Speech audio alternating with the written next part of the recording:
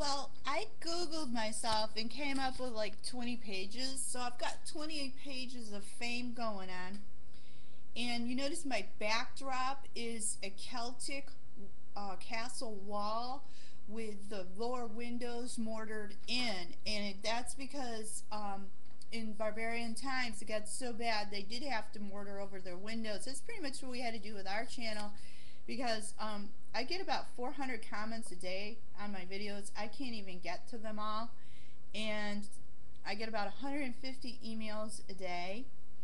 And my friend from California called me and he said the reason I'm getting famous is because I have a really strong dramatic personality, and he said a lot of these people are jealous of me, and he's laughing because he sees that they put forth a video to try to directly attack me head on, and they end up with a couple hundred views, but they can never match me head on. And he said it's because of my strongly dramatic personality, and that my writing is really contrite. Like he says he likes my titles, and he says that really is building me up a lot. The way as an author, I could take a direct punch in one or two lines.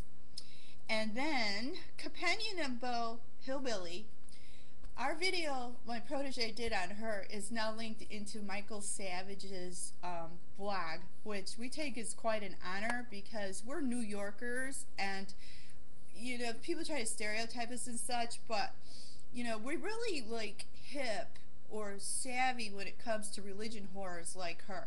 She's a liberal religion whore. She takes Hinduism, Judaism, Islam, yeah, God knows what. I think she's in the Maya and Aztec too. She's one of these religion blender people. Put them in the blender, stir it up. But she's also like, becoming like melting down over me quite a bit. So we noticed her on there. And now we notice that the lesbians are after me because I said Wicca and goddess religions are reverse phallic. They are the patriarch in reverse, and they don't really have a true spiritual significance. And I called their fraud by the fact that Irish and Celtic societies were patriarchal, and if you look at their genealogy, they're all male names. They never listed women unless they were queens.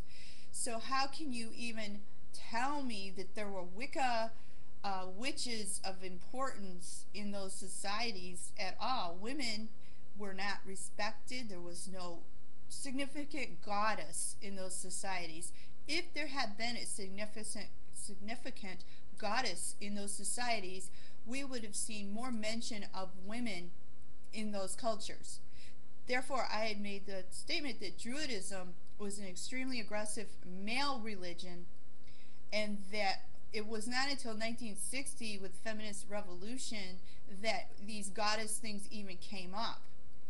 And let's see, I am getting really big on comedy sites. They took my Doreen Virtue video and they put it down as comedy, which I intended it to be because I was mocking the idiot.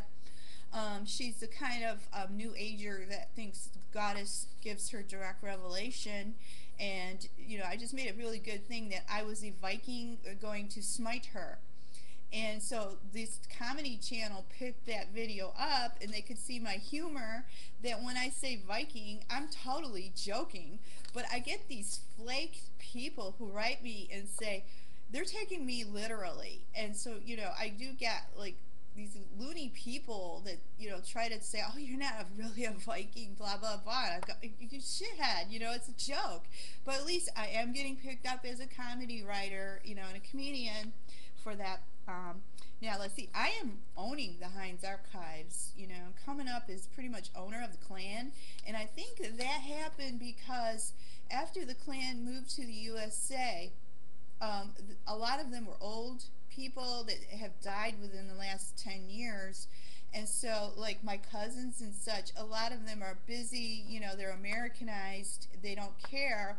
So I think that I have taken over the Heinz clan pretty much worldwide as far as research and things like that goes, which is really phenomenal considering what a powerful clan it was in Ireland. And my cousin is dead, the one that wrote those books. So I'm starting to own that on Google, and my Druid thing is really starting to pick up, like worldwide. You know, because even in Thailand, there's people that like Druids because of its Brahmin feel to it. They're, you know, linking over from Thailand and Asian countries for my Druid work.